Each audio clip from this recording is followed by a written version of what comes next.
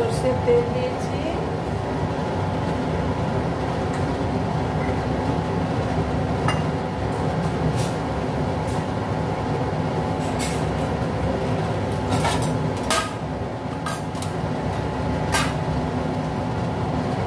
পাঁচফোড়ন দেব,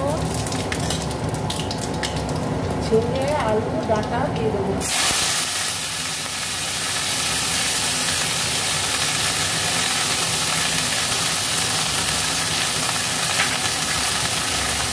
পরিমাণ মতো লবণ দেবো। ঝিঙে আলু ডাঁটা পোস্ত ভালো করে কষে নেব।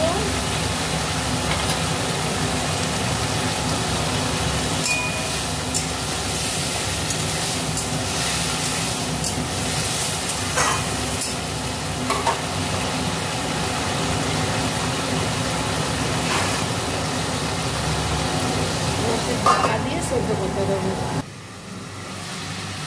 ঢাকাটা খুললাম, খুলে দেখে নেব।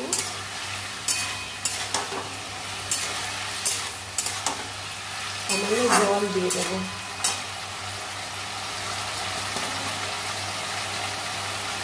এক কাপ মতো জল দিচ্ছি।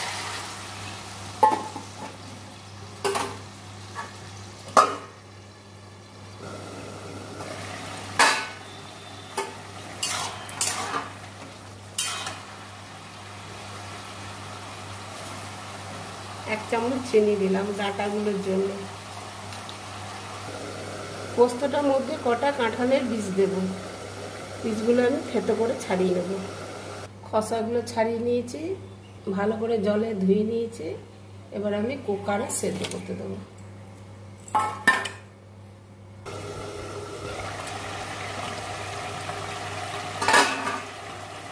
কাঁঠালের বীজগুলো সেদ্ধ করে নিলাম, পোস্তর মধ্যে দিয়ে দিচ্ছি।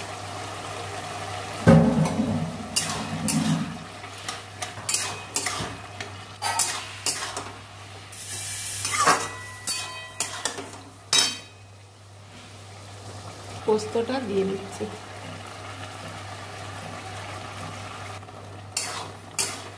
হ্যালো বন্ধুরা, ডাঁটা আলু, কাটোয়ার ডাঁটা আলু ঝিঙে কাঁঠালের বীজ দিয়ে পোস্ত। বন্ধুরা এই রেসিপিটি রান্না করে খেয়ে বলবেন কেমন হয়েছে। তারপর আমার একটা লাইক শেয়ার সাবস্ক্রাইব করবেন, ঠিক আছে? এবার রেডি, নামিয়ে নেব।